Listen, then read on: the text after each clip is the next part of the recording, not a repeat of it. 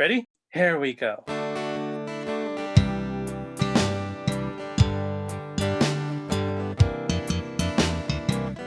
Different points of view and highs and lows. A new perspective everywhere you go. Open up your mind, drown out the noise, and see if this connected.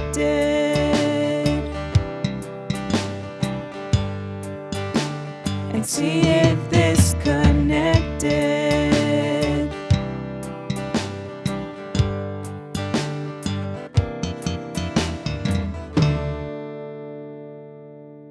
What's up, fam? The mission of this Connected podcast is to connect generations and situations about faith, life, and whatever comes along the way. To not necessarily agree, but be listened to.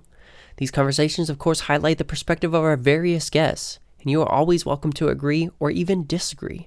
But as always, we hope that it is done in charity. Now, here's your host, Catholic.Dad.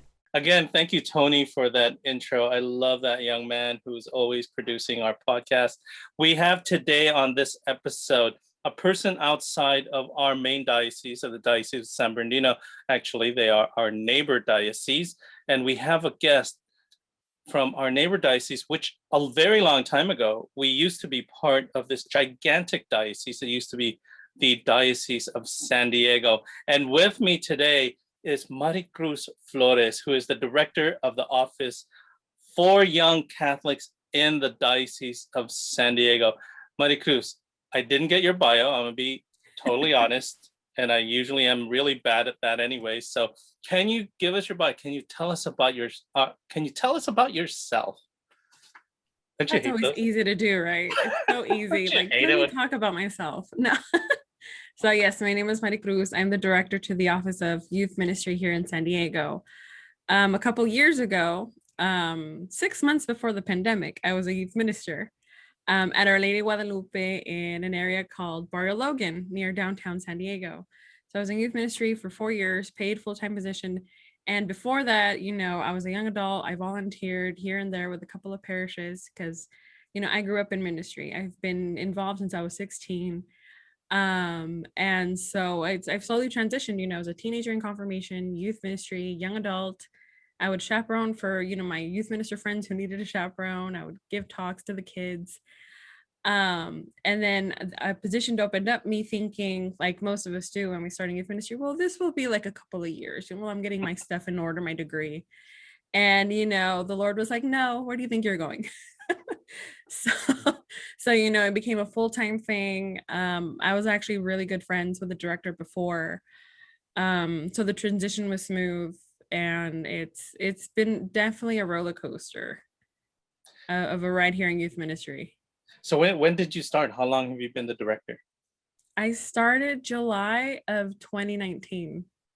Wow, what a challenge, because what Yeah. happened immediately after that was the thing called the pandemic. Yeah, no, it was, I thought I think it's one of those things where I thought everything was set in stone. We transitioned the previous director and myself.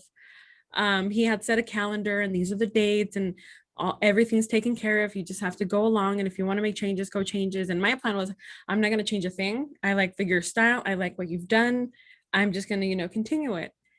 And of course, come March of 2020, everything just, stopped. Yikes. Like it stopped. And so, because we had our youth day, we have an annual youth day, San Diego Youth Day, for a week after Easter. So that Saturday before Divine Mercy Sunday. Mm-hmm. And so I was in a limbo of like, am I canceling? Am I not canceling? This is my first big event. Of course, it was canceled. At first it was postponed, and then it was just flat out canceled because we hosted at the local high school. Mm-hmm.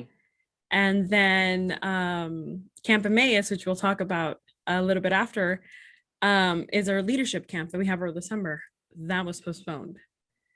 So it's one of those things where these big events that were kind of defined, how I was going to do in my new position as director, were just the rule book went out the window, and I had to, kind of start from scratch and figure out how to minister during a pandemic when I have a youth minister who told me, he's like, there's no college course on how to do this during a pandemic. Right. There's nothing that can prepare you for this. So you well, like many directors out that I've spoken to, it was everything was new. It was a tabula rasa. And so how did you go about it? I mean, did you meet with other directors and say, hey, what are you doing? What am I doing? What are we going to do?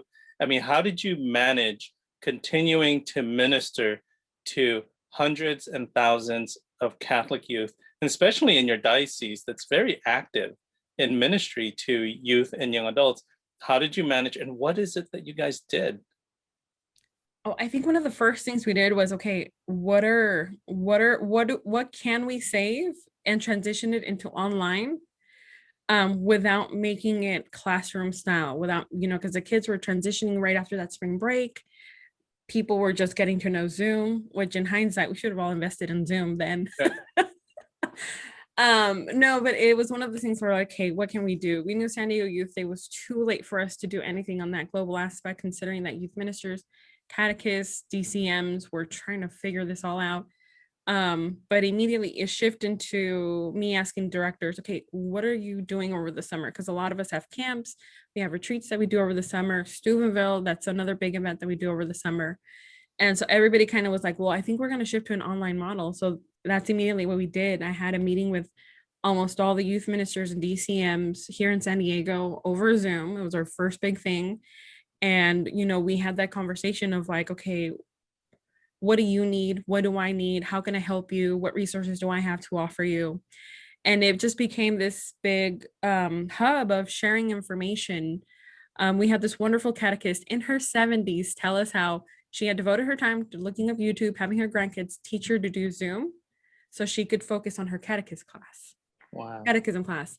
So it was like very inspiring to have all like 70 plus of us in that Zoom meeting, listening to one another and say, okay, Camp Emmaus, we're going to do virtual. This is what we're going to do. We're going to, make sure that it's not too much for the kids. They also have time to, be off screen. We went into the whole, okay, in services for youth ministers and our parents as well, to kind of guide them during the summer before, school came, because we didn't know if we were going to be, full-time online at the end of summer, or if this was going to go away, which we were just getting out of it. So it was definitely a hub of sharing information, of making sure that we didn't lose that connection with the teens, but also not overwhelming them, because we knew that at school it was going to be basically all online. Most of their extracurriculars were going to be online. So we didn't want to also overwhelm them. Yeah, I mean, we originally thought, well, how long can this be? 1, 2, 3 months. By September, we'll be back to normal. And then September came, November came, Christmas came, and spring came, and we're like, what's going on here? This is reality. Ministry is virtual. Did you have a lot of fallout, a lot of young people falling away, and a decrease in participation because they were just so zoomed out? Oh, definitely. I mean, so we tried our best to get confirmations rolling during the summer. We even had confirmations late fall because of all, the postponing we had to do. And then when it came to registrations, we were trying to make it as easy as possible for the parents, for the kids. But, the kids, like I said, during their school hours, it's, 4 to 5, sometimes 6 hours of online school, and then add another maybe 2 hours a week or bi-weekly. And so our numbers definitely decreased for registrations for youth ministry. But it was for the main reason was the kids are overwhelmed with staring at the screens. They're just tired. Yeah, even when we looked at, every year, one of the things that young people in our diocese and from my parish look forward to was going to Steuby San Diego. Mm-hmm. They just would save up all year just to be able to make it to Steuby San Diego. And some of them are like, I missed it. This is my senior year. That means, I can't go to the high school thing. And then we looked at, the virtual Steuby, and it wasn't the same for them. I think a lot of the times it was that physical contact with thousands of other Catholics from everywhere. But I'm here in my room doing virtual ministry. that I come to my church for virtual ministry. So kind of tuned out. So now that even what you were just discussing, Camp Emmaus, what is that? I've never heard of Camp Emmaus, and you guys sent me this cool shirt, and I'm looking, it's like Emmaus, Road to Emmaus, Camp Emmaus, and there's this cool compass here. So tell us about Camp Emmaus in your diocese. So Camp Emmaus is a leadership camp for teenagers every summer. For a whole week, they're out in the hills of Julian, California, where the best apple pie is from. I'm not getting paid. It's not an ad. It's just my personal opinion here. We're just gonna have to go to Julian, California and get that apple pie. No, so it's this wonderful campground. It's a Catholic campground. And so the kids go for a week at the end of June after school is done. And so they get a various options for workshops. We're talking communication skills. We're talking leadership skills, who you are as a leader. What are your qualities, your character traits? How do you lead a small group? How do you give a witness talk? How do you share your story with other teens? How do you become this storyteller? And so it's a whole week of wonderful experience for the teens. And of course, you know, we shifted to virtual. It was not the same thing, of course, the same experience with Stubby. You're in your room, and but we tried to make it as interactive as possible. And so even this year, we've had to shift it to a weekend model where the kids go to the parish in person, 6 hours, go home, come back the next day, and do this until Sunday. So we did have to shift it because, you know, we're still not completely out of it, but we're very hopeful, praying to God that, you know, next year is going to be just as amazing as it was the previous years before COVID. But, you know, adding some things that we learned during COVID about our young people, you know, how do we incorporate these lessons to make sure that, you know, the future leaders that we get for our church are ones that are long lasting and they really know how to empathize with others and realize that, you know, if the one thing that we can take away from the pandemic is that we're truly not alone. You know, we really came about this through community, being with there for one another. And so that's a big takeaway that we want for our teen leaders. Exactly. You know, one of the things that I took away from that pandemic, and I don't know about you, but I remember Pope Benedict saying, you know, that the church, the Catholic Church, is going to be smaller. And, you know, for the longest time, I'm thinking, yes, there's going to be less faithful and people are going to fall away. But actually, this pandemic kind of revealed to me, it's like, actually, maybe this is what he's thinking, that the church is going to be so much more smaller because we're connecting so much virtually, that we're connecting everywhere and we're meeting so many people. You know, it cracks me up. It's kind of amazing that so many of the young people that I minister to and I walk with have met so many other young Catholics from all over the world that before the pandemic, they would have never prayed with, met with, conversed with about their faith because we were so isolated within our parish, within our diocese. And now we're crossing borders, boundaries, continents to see all these people. So for me, that was one of the things that said the church is getting smaller. I can go to Mass in Croatia. I can go, you know, youth can go, young adults can go to ministry in San Diego, and they're not anywhere near San Diego. And so that was what's amazing. I always laugh at that and says the church is so much more smaller. You know, I got to go to Angola, and one day maybe I will be able to go to Angola, but at least I saw it virtually on Zoom. But what now for you guys? What now? Well, now that we're reopening, it's one of these things where a few months ago we were thinking like, okay, we just gotta, you know, buckle down and just ride this out till December. That was kind of our vision. December, we're gonna be okay. And of course, you know, with you know, the distancing, the masks, the vaccinations, all these factors, we started to see the light at the end of the tunnel way sooner than we expected. And so now we're just in go mode, like, okay, what are we going to do for our teens? What are we going to do for the parents? What am I going to do for the youth ministers? So there's a lot of events that we have planned, a lot of workshops, but not taking out what we learned, like I said, from the pandemic. So for example, If I can name drop here, there's a youth minister, John Ronaldo, out in Nevada.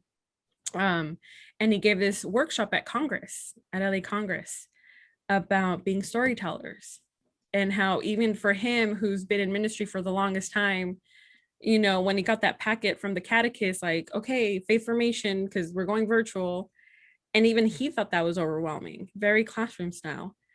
And so he couldn't imagine, and my opinion was the same. It was like, I wonder how parents who have full-time jobs outside of ministry, secular jobs, and now they became, school teachers, catechists, they became full-time chefs, they're cleaning their house at the same time, they're working from home.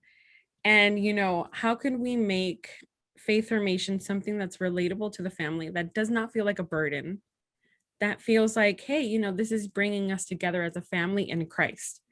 And so we're hoping to bring him down for the fall to just have that same talk with our parents, with our youth ministers, because the last thing we want is for parents to feel that catechism, confirmation is a burden, or just something to check off their list.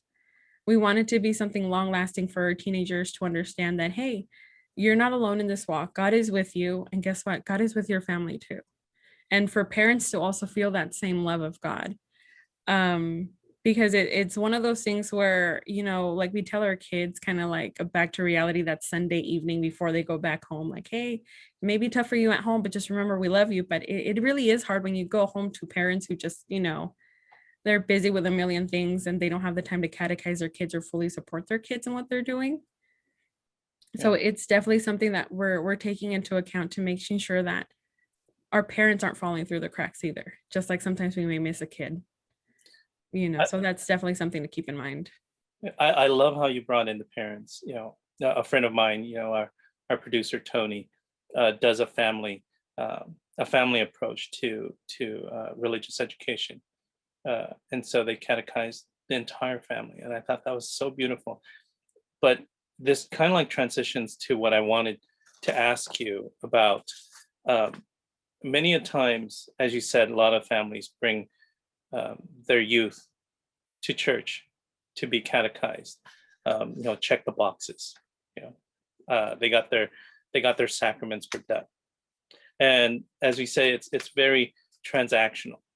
Check the boxes. I got it complete. I'm done, and even confirmation.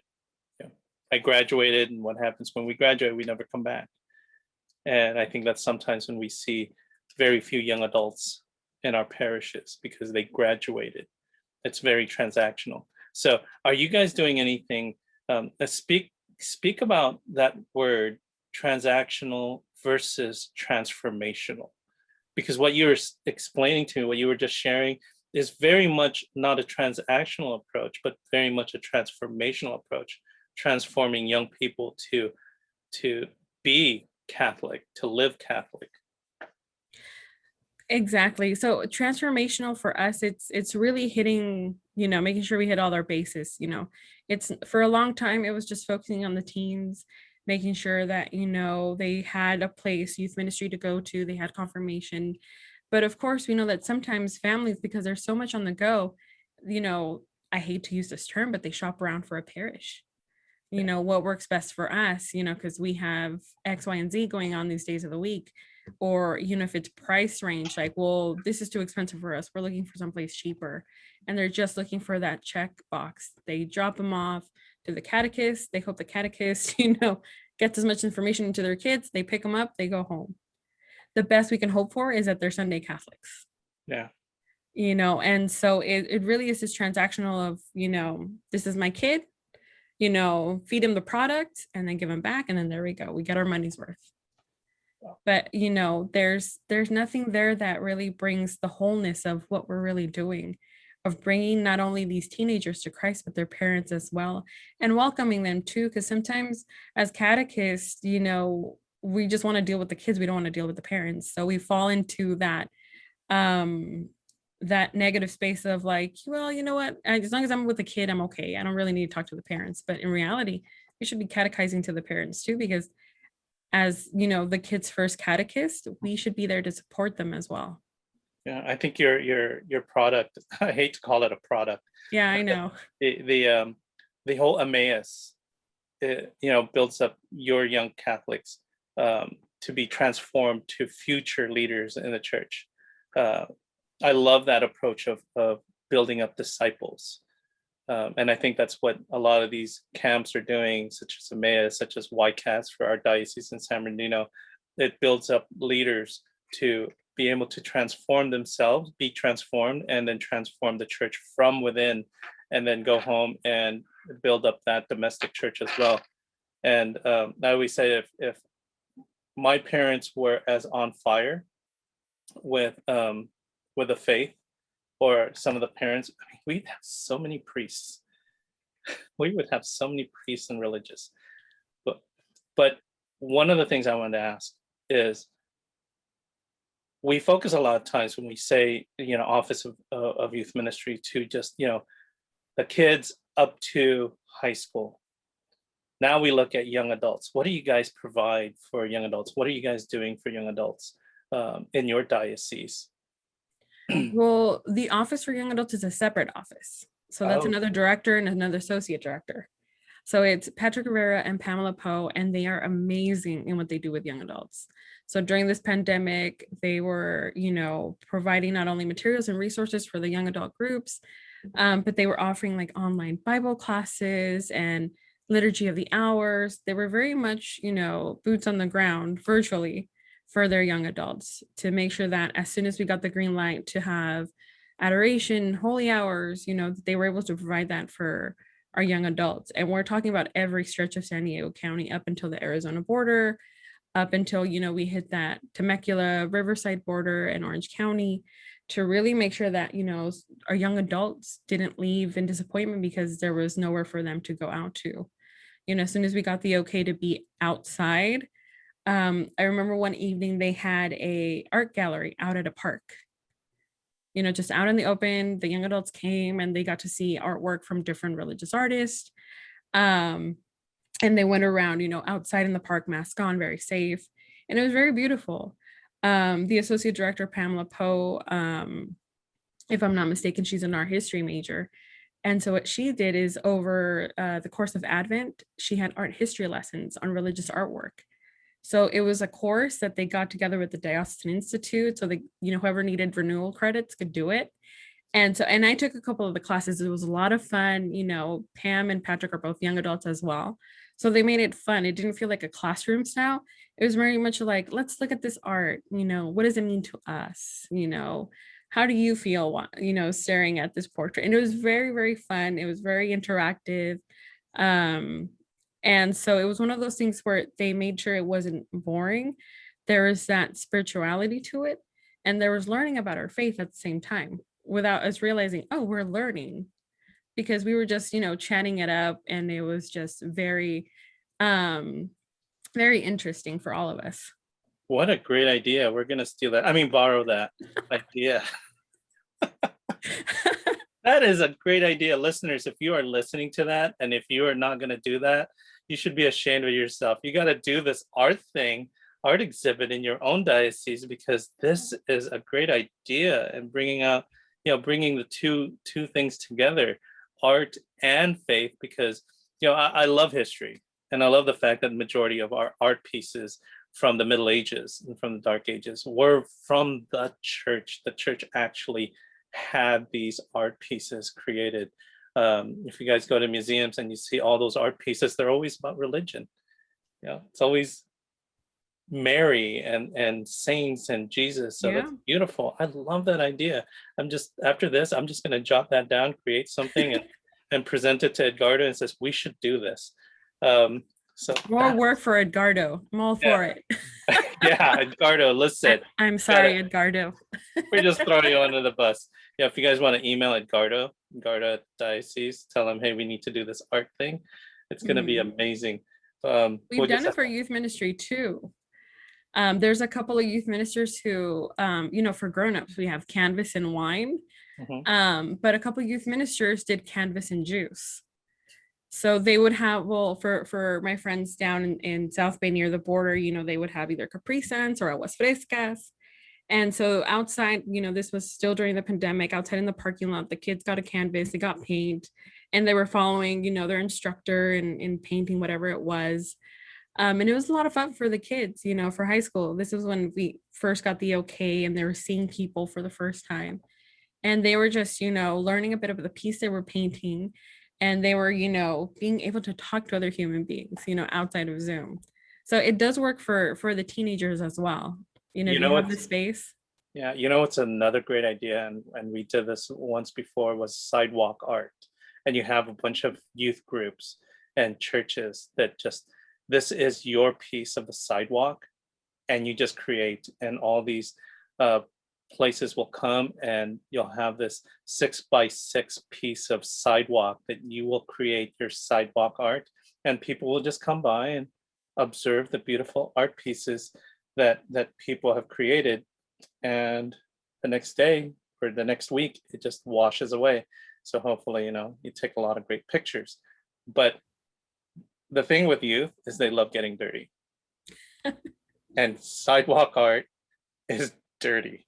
It is just messy, but it's beautiful. You know, faith is messy, so allowing them to get messy is also really beautiful. Now I wanted to ask, because you guys are border, you guys are on the border, Mhm. and one of the biggest issues that we have is immigration, and Yes. it's a sensitive issue.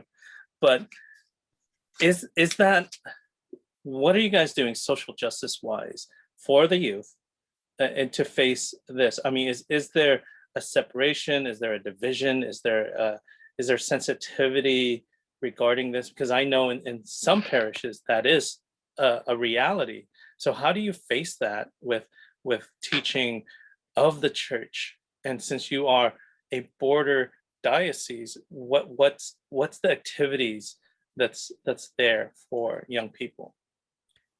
So it's definitely it is a hot button topic, but at the same time, because you know, it's the border has been there for centuries, you know, it's one of those things where it's definitely a reality wherever you are in San Diego, whether you're, you know, an hour away or, you know, near the border with Arizona. But it's definitely one of those things where we incorporate it and we try to present it pastorally to our parishes and bring them the opportunity to do something. For example, a few months ago back, I want to say January, February, they were busing these young girls, you know, teenage girls from Texas to our facilities here in the San Diego Convention Center. And so Catholic Charities had a lot of work there. They needed a lot of help, and they called upon us youth ministers to see what we can do, because who knows teenagers better than other teenagers? And so they were asking for anything a teenage girl might need. And the amount of donations we got in um, journals, colored pencils, you know, art supplies, backpacks that the girls might need, and of course, all their toiletries that a girl may need. And we got several youth groups around the county who pulled together their resources, and they went actually down to the convention center as far as they could get to drop off the donations. And I got to tell you, we had a religious sister, Sister Lulu, down in Barrio Logan.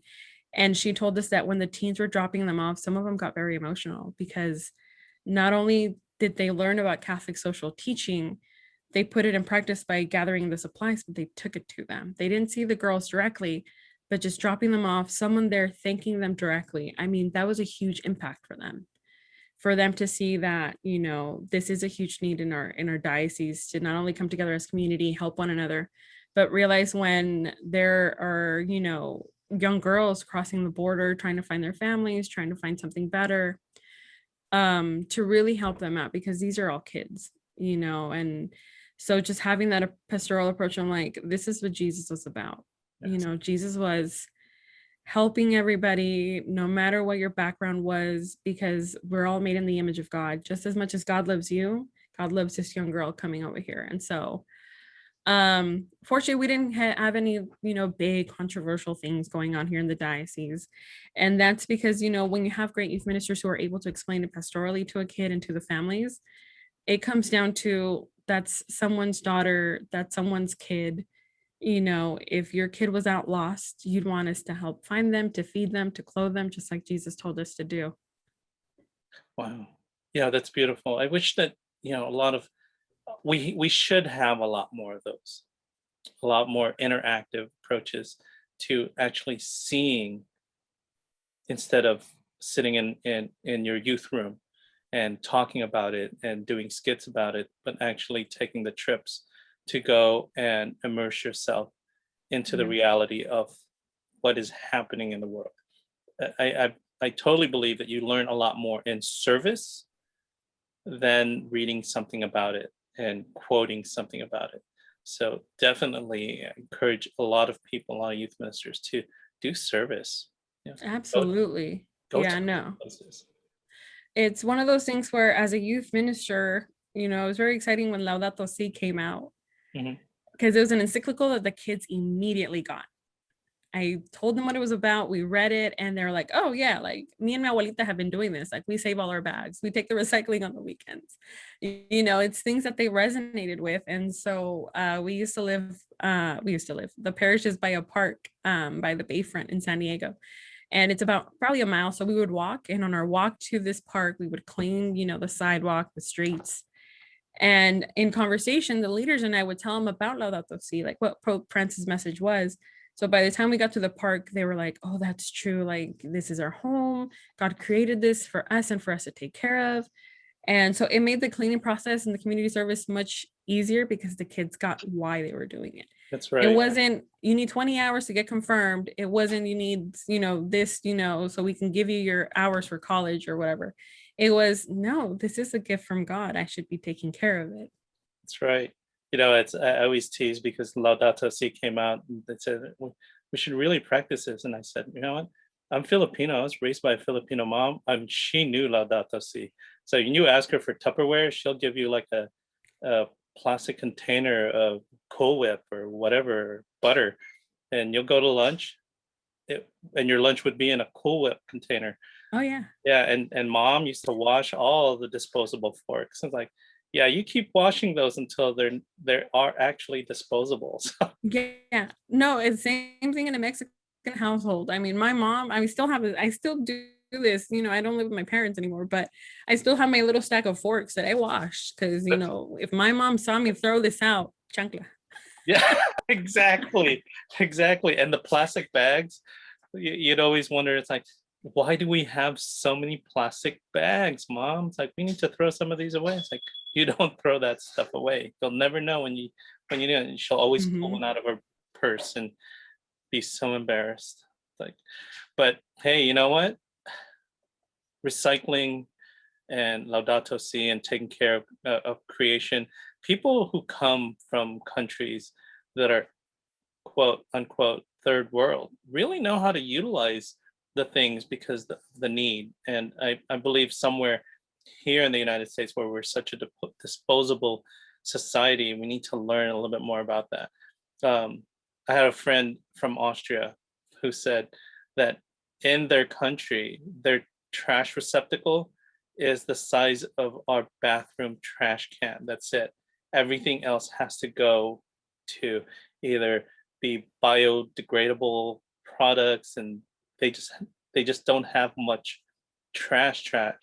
And here we are in this country getting bigger and bigger. I mean, we have a green bin, a blue bin, a black bin, and they're gigantic, and we're just throwing things away. So Yeah. definitely we need to practice what we preach. So, Maricruz, Yes. tell us more about what you guys are doing in your diocese. So we're gonna just drive down 2 hours and we're just gonna go. So what are some of the great things that you guys are gonna be doing? Well, come on down. Well, I'll start with I'll definitely start with, with the fall because that's what we're most excited for, like fully like reopening, coming back.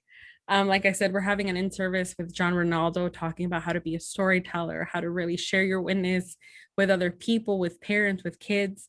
That's coming down in September. I don't have a date for you just yet, but we have that ready to go. In October, I'm very excited because we're doing this quinceañera formation class workshop with parents, catechists.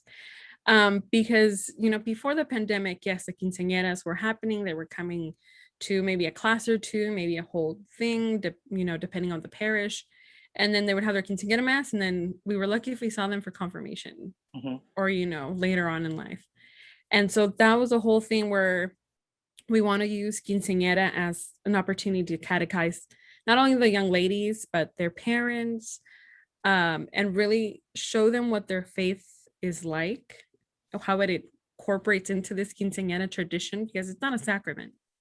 We try to tell the parents and the kids, like, it's not a sacrament. You don't have to do this, but because of society and their traditions, they want to do it. It's like, okay, if you want to do it, but we want to make sure that, like we said before, that you do something and you know the meaning of why you're doing this. It's not just a one-day thing, a party, and that's it. We want to make sure that this really sticks with you until you have a daughter and she turns 15, and you can tell her, when I had my quinceañera mass, I took the flowers to the Virgin Mary, and I learned about Christ, and I learned about my faith. So how do we keep that going? So we're very excited for that in October. And then coming in December, this is an idea I stole from the Diocese of San Bernardino. So Edgardo, I owe you one. We're having a liturgical training for our youth. A diocesan-wide one, because we know in our parishes, we bring the kids and we tell them about being altar servers, and if they're old enough, they have their confirmation lectors, extraordinary Eucharistic ministers. So we want to do something on a diocesan level because, it's been 15 months of the pandemic. And so for December, what we're doing is we're taking the kids up to a retreat center up in Julian, and we're having a whole weekend of just liturgical training with the kids, but incorporating that retreat element. Because like I said, we really have to make our foundation really strong in what our Catholic faith is, what our traditions are, why we do things. And so we also want to make sure that the kids are in an environment where, they're not getting distracted at their parishes. It's not just a 1 hour thing, but something where they're fully formed. So we want to start with, a teaching mass, just like San Bernardino did. You guys did a wonderful job live streaming the mass. The pastor was great in explaining everything. And then, you went into the next day with the workshops. And so we want to kind of have that model. And because we'll be able to reopen, we want to do that in person where the kids are at the teaching mass. They're learning, the parts of the mass, why it's important. And then we go into the workshops. Well, what are your interests? Are you musically talented? Do you want to do music, during mass? Or do you want to be an altar server? And if you're confirmed, if you have no public speaking, phobia, you can go up and, read. And so we really want to incorporate this retreat and liturgical training for our young people.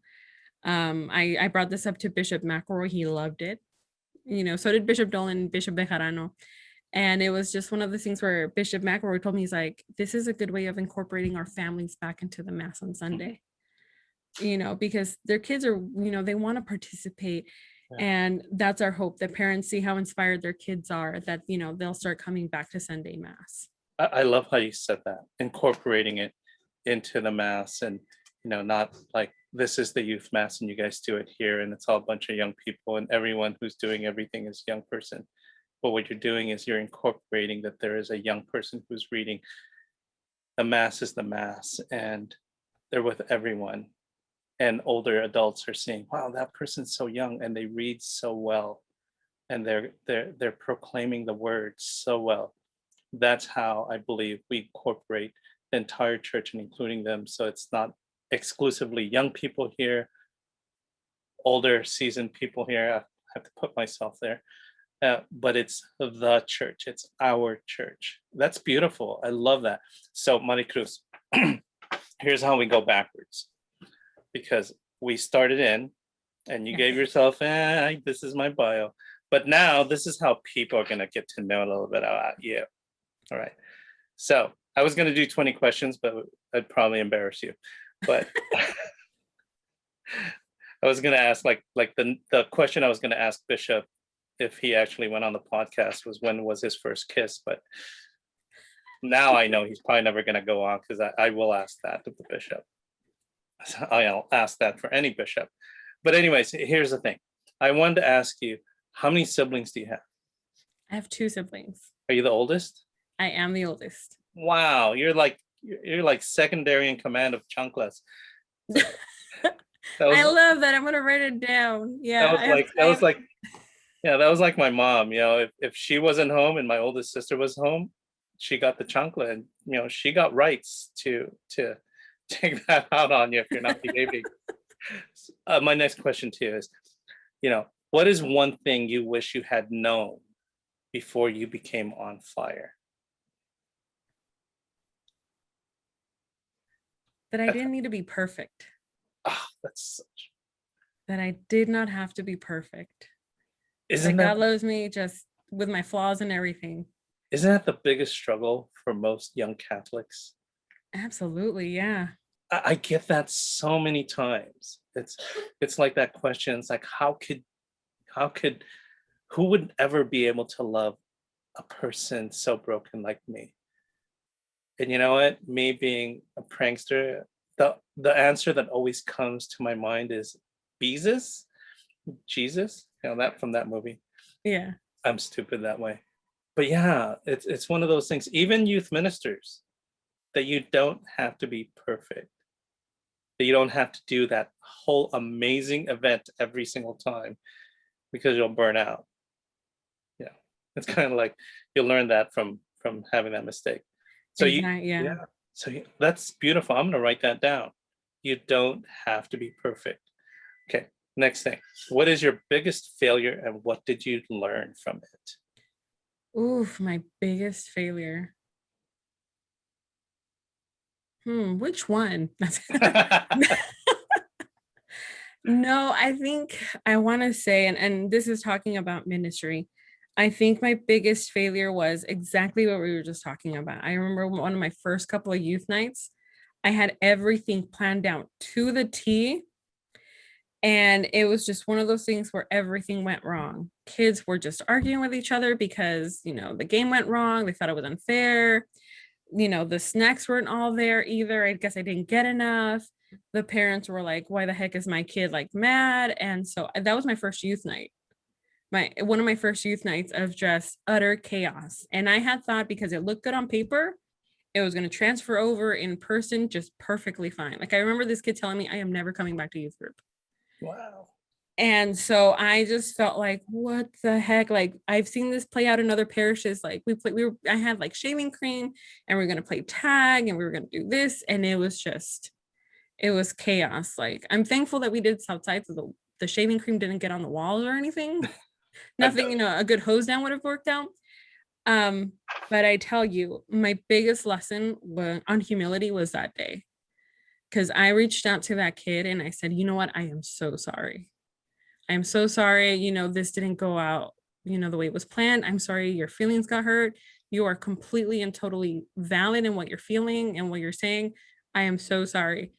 Me not expecting much out of this situation. I'm like, if he's going to leave, he's going to leave. He's a teenage boy. It's just, and I kid you not, he turned around, he looked at me, he's like, thank you. He's like, no one's really ever apologized to me. Right. And I was like, oh my gosh, like I'm a human being. And so the whole thing, you don't have to be perfect, it's there. You're going to have humbling moments of like, something is going to go totally not the way you planned. And you just have to buckle down and say, you know what, God, I am humbled. And, I was wrong. That's beautiful. Some of the hardest things to do is to say, I'm sorry. Yeah. And the second hardest thing to do, and for some of us, the first hardest thing to do is to forgive yourself for making that mistake. Learned that from Father Brendan, who every time I would beat myself, he would go and in his homily say, the hardest thing to do is to forgive yourself. Mm-hmm. So when you make that mistake, forgive yourself, apologize, make amends for it, atone for it, like you did, and then move on. Don't beat yourself up over it. So being a good director, being a good youth minister, people always ask this question: what are the best resources that helped you along the way? The best resources. Oof, that's a lot. And I say this because, I'm counting the people as well as resources. Because some of my volunteers were just amazing, like walking encyclopedias, just by listening to their stories, especially some of the religious sisters, the priests. I know a big one, and maybe I'm biased because my first parish I worked at was a Jesuit parish, but Loyola Press, that Ignatian spirituality component, meditating and praying and incorporating nature and really, closing your eyes and thinking, okay, God is with me. Jesus is walking with me. What would I say to him? What would he say to me? That was really big for us, especially for the teenagers, because they were like, wait, so I can like really kind of sit in under a tree and pray. And I'm like, yeah, you can. You can pray anywhere. You don't just have to pray at a church. You can be outside in the elements. We live in San Diego. Go to the beach. Go pray a rosary at the beach. And we did that a couple of times. We did Bible studies out on the beach. We prayed out on the beach. Lucky. And it was beautiful. I'll invite you whenever you want to go down. We'll go down and have a bonfire out there with s'mores and a rosary. Oh my gosh. Yeah, we'll invite you to meet some cactus. Hey, I'm all for it. The desert is also a desert is a wonderful place to pray, because you're really out there in the solitude, and the cactus are all prickly, but they're beautiful too. And the wonderful sunsets you have out in the desert, it is. At night when it's so quiet, there's nothing better to reflect on than the silence in the desert, because there's literally no noise, and it's dark, and you can see all the stars. And on a good day, you can still see like just a glimmer of light in the distance. And it's like, wow, this is what it means to be alone with the Lord. Yeah. And really great thing. That's why I'm transitioning to, this is a lot easier doing it with young adults than high school with youth, because the permission stuff just kills you for that. Oh yeah, I know. But it's there for their safety. You cannot breach that. So here's, I also want to say, I love the fact that you said best resources are people. Yeah. I think a lot of youth ministers, a lot of new ministers look at that. So what's a great resource? And they're looking at programs. And I'm glad you said that, because the best resources I've ever had were old youth ministers. Yeah, Youth ministers and youth ministers who've done it in the past, and says, what worked for you, what didn't work for you, and can I write that down? And great ministers just give you all their stuff. And it's like, if you look in this little podcast room, it's a bunch of VCR tapes and cassette tapes, because a former youth minister says, she's 80 years old, and says, I don't know what to do with this. And so I accepted it. Now I don't know what to do with it, because I don't have a VCR and I don't have a cassette recorder player. And so how do I even listen to all of these? But she has just a wealth of information, what worked, what didn't work. And young people are still that same way. Yeah. Same issues that they were going through 30 years ago, or same issues they're going through today, just a little bit more intense, I would say. So another question, probably one of my last questions. Who are the 3 people who have been the most influential to you? Oof. Okay. So one of them I would have to say, and I'm going to do a quick, see if I can show a picture of him. But so this is Father Brown, and he passed away last year during the pandemic, natural causes. And so here in San Diego, he was very well known during the 60s, the 70s, the 80s, for his Catholic youth organization, the CYO. Oh yeah. That was like a huge thing with Father Brown. He would have dances in the hall. He would have like big artists from like Mexico come and do concerts. And so there's a youth minister. He's already retired. He's, I want to say, late 60s, early 70s. And he still remembers like going to those dances, meeting Father Brown. And, he would tell us about them. And I actually got the opportunity to work with Father Brown.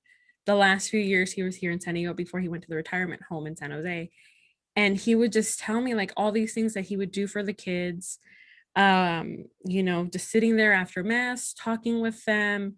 If they needed help finding a job, Father Brown was a person you would go to because he knew everybody in the neighborhood. And so he was there along, especially during the Chicano movement, when they were building the Coronado Bridge to the island.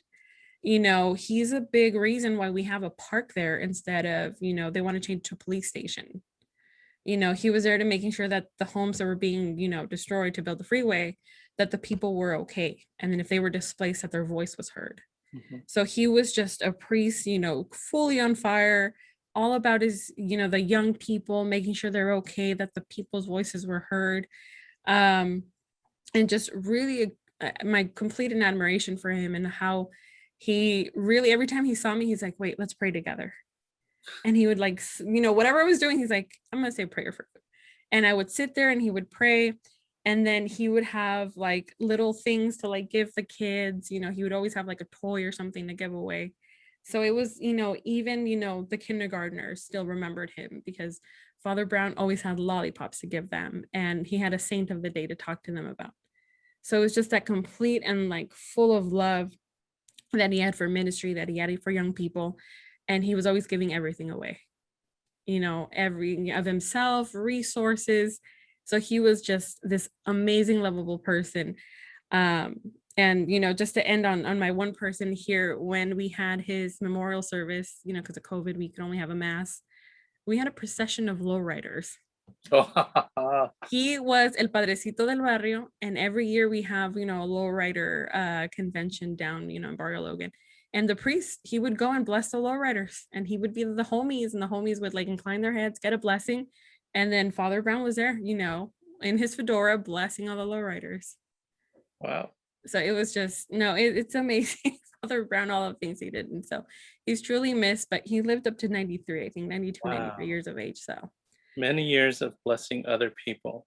Yeah. And he was in San Diego the whole time since his ordination until, he was, retired. So super cool. Yeah. The next person I would say is another priest, Father Emmett Farrell, who is still the priest. He is in charge of our creation care team. He was actually the one who plucked me out of my confirmation class and said, hey, you would be a good leader for youth ministry. And I'm like, what? I'm just here to like get confirmed and get out. Like, what are you talking about? And so I still see him around the pastoral center. He knows all my family. He says hi, checks in on me to see how I'm doing. And he's another one that, without him recognizing that there was something in me ready to, give up to the Lord, I don't know where I'd be. Exactly. But he was the one who was like, you know what, you'd be good for youth ministry. And me being 16, like, what are you talking about? So glad you said yes. Absolutely. It was one of those things where I probably said it reluctantly, like, okay, fine, this is probably going to look good on a college application. But I think we all do that. I think we all say, okay, I guess. Yeah, no, and it's one of those things where I'm telling you, I was probably reluctant, like a good 16-year-old would say. But, over the course of time, I kind of realized like, oh, I like helping people. I like being with people. And, even though, like I said, I still don't know all my stuff, but it's, it's definitely, learning with other people, teaching and learning from other people as well. And then the last one, this is going to be a tie. It's definitely going to be a tie between, my immediate family, like my siblings, my parents, and my best friend, because she's also a youth minister here. And I say this because you've met my brother Zeke before. He was a youth minister too. And so my best friend was my youth minister too. But what we don't share so often is that we all came out of the same youth group when we were in high school. And there's another person as well who became a youth minister out of this like youth group that started in my parish. And we're still at it, all four of us. By the way, shout out to Zeke. He's my favorite San Diegan. Yeah, lights out Zeke. That's right. Yeah, he's gonna be my favorite until he shaves that beard. Then we're gonna have to find another favorite person. Oh, okay. No, I don't know how he feels about his beard, but I love him. I love that guy. It's like I love the fact that when men are on fire with their faith, and young men really are attracted to that. And one of the things is there's a beauty in seeing the beauty of the faith that women express. But I believe there's not enough Josephs that are standing up in the faith for our young men to look at and say, wow, I want to be like Zeke. I want to be like that guy. I want to worship like him. I want to love the Lord like him. And that's not to say that these men are perfect, but the wonderful thing, I believe, that men who do that they're showing that I am imperfect, but I'm striving to be perfected in the Lord. And that's what's beautiful. And that's what I see in him. Man, I'm all gushing over Zeke. and I haven't even actually seen him in person. So it'll be I know. He's really itching to go up there. yeah, it's gonna be awkward when we meet each other. It's kind of like, oh, just kidding. I don't think so. No, I can see you guys running into like a big bear hug. Yeah. So last question. Where can our listeners connect with you, online or in person? How can they connect with you? Well, they can connect with me. I'm a big Instagram user. So they can connect with us. Our Instagram is at OYMSD. For pastoral juvenil, it's at PJH San Diego. That's another way where they can reach out to me. For those who are 18 and over, young adults, if they want to reach out to me, my personal Instagram is at Maricrus. They can reach out to me there if they have any questions, they need someone to talk to.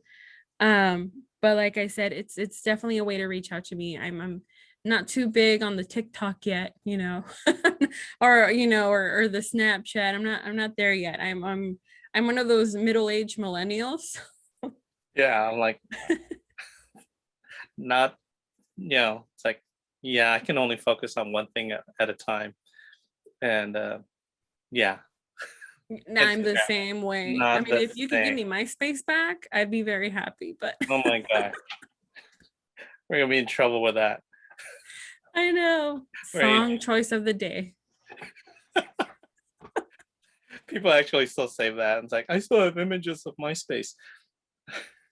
Young people go, what space? It's like, The kids don't know the struggles of like downloading your friend's page with a million of those glittery GIFs. And then waiting forever. Or then the song blasting and scaring you because you weren't ready for the full volume of their song choice. Exactly. MySpace was a trip. So Maricruz, do you have any parting words for us? You don't have to be perfect. Exactly. You don't have to be perfect. That is actually what we are going to title this episode. You don't have to be perfect. Wow. I love that. That's going to be my quote for the week. You don't have to be perfect. It's a good reminder. Even for me, it's a very good reminder because sometimes, it's very easy to fall back into that. Everything has to be perfect. I have a million to-do lists and I have to hit every single thing. And, God still loves us, whether we finish that to-do list or not. Practice on humility. Yeah. Wow. I'm so glad you came on. I'm so glad you invited me. I know this is a long time coming, so I'm very glad I got to join in. Right? I was like, she is never going to come on. And then I am so sorry, for you guys who are waiting for this podcast. We were like scheduled last week, and I'm like, wait, did I have something scheduled last week? And you're so patient with me. And I'm going to take you up that you don't have to be perfect. So I don't have to be perfect. So Exactly. Yeah. So this is going to be beautiful. The church is perfect with a whole lot of imperfect people because the Lord is perfect. So thank you again for coming on the show. Fam, the mission that we have is completed for this day because Maricruz came on and she gave us the word for the week. You don't have to be perfect. So that's all we have for you, fam, for this episode of Disconnected. As usual, we pray disconnected. If it did not, it's Maricruz's fault. Actually, I am so sorry. That's not true. If you want to send us a comment, email us at catholic.dad50@gmail.com or DM us on our Instagram because that's what we use at catholic.dad. Please subscribe to the podcast on many of the podcast platforms out there. You can also check us out on YouTube. I don't know how to do that. Subscribe, ring that bell, whatever. Tony knows how to do that. Give us a review. It helps with the algorithms. And yes, don't forget to support the podcast. You can support us on our Patreon. It's on our About, on our bio, all that extra stuff. But all that money that you guys provide in our Patreon support, we actually send 100% of it to support other youth and youth groups that are needing assistance. So be kind in becoming a patron. Also, what we always say at the end, remember, live a life of holiness. We'll be praying for you. Please pray for us. And most importantly, be blessed and be third. Different points of view and highs and lows, a new perspective everywhere you go. Open up your mind and drown out the noise of different generations of new girls and boys. So sit back and relax, this is the podcast. Don't overreact if the thoughts are abstract. When it's hosted by Catholic Doc Dad, who knows what's gonna happen? Hey, what's up, fam? Different points of view and highs and lows, a new perspective everywhere you go. Open up your mind and drown out the noise and see if this connected. What's up, fam? To connect generations and situations about faith, life, and whatever comes along the way. Expect runaway thoughts like a runaway train. Break into conversation like links of a chain. Make a Hail Mary pass, hope this connects. Have a question for a guest, put it to rest. Live a life of holiness, lead by example. Follow at Catholic.Dad and Mini Tangled. Christ leads our way, he's the good shepherd. Pray for one another, be blessed and be there. Different points of view and highs and lows, a new perspective everywhere you go. Open up your mind and drown out the noise and see if this connected.